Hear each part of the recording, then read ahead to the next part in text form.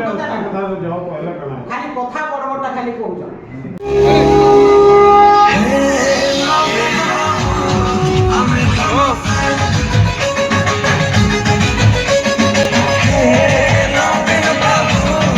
आजिर कार्यक्रम उद्देश्य होछि जे महिला मानकर अधिकार तांकर सांविधानिक अधिकार तांकर राजनीतिक अधिकार तांकर सामाजिक सुरक्षा आज प्रश्नवाची सृष्टि होछि।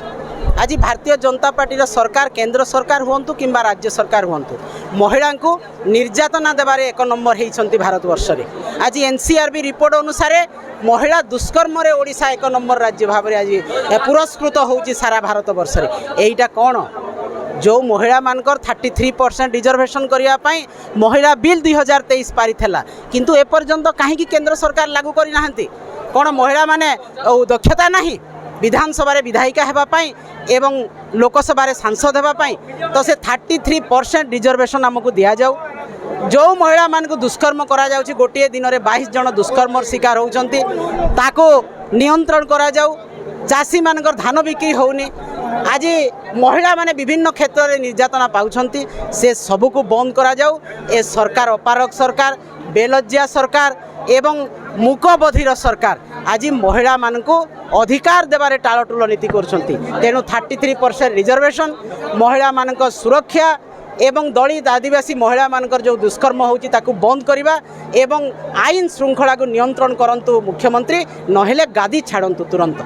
जदि मार उन्नति हेबा तो गाँव उन्नति हेबा देश उन्नति हेबा पर से पंचायती राज व्यवस्था रे तांको सुपुत्र से 50% कले। अब एबे जे नुआ सरकार आसी छे से माने कहूचन आमे माने 30% रिजर्वेशन के आमे माने विरोध करिछु कहिकिना मुई तांको ई जगह क्वेश्चन करबा लगी चाहू जे आमे केन जगह ताहाको विरोध कलो जेन बिल ऑलरेडी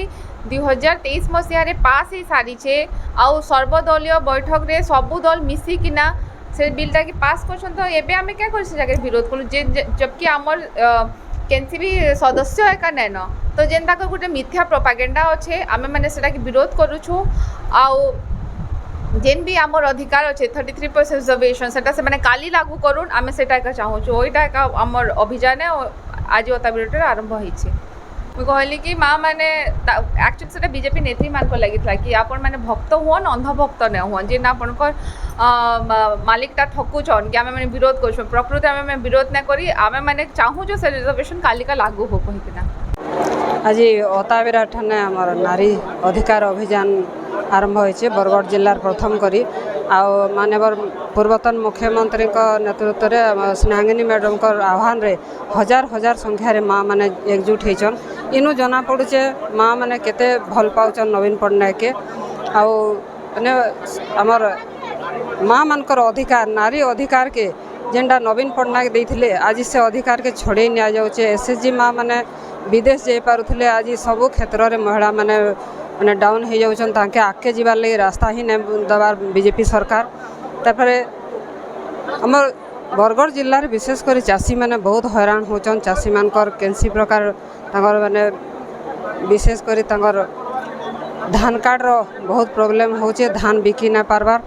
आज जेन महिला माने हजार हजार संख्यार महिला माने जेन एकजुट होचन समस्त गोटे आह्वान जे फेर थरे आमर मुख्यमंत्री नवीन पट्टनायक से देखबार लगी चाहूचन आ नारी अधिकार के से आनबार लगी चाहूचन जेनटा कि बीजेपी सरकार छीनी नौचे।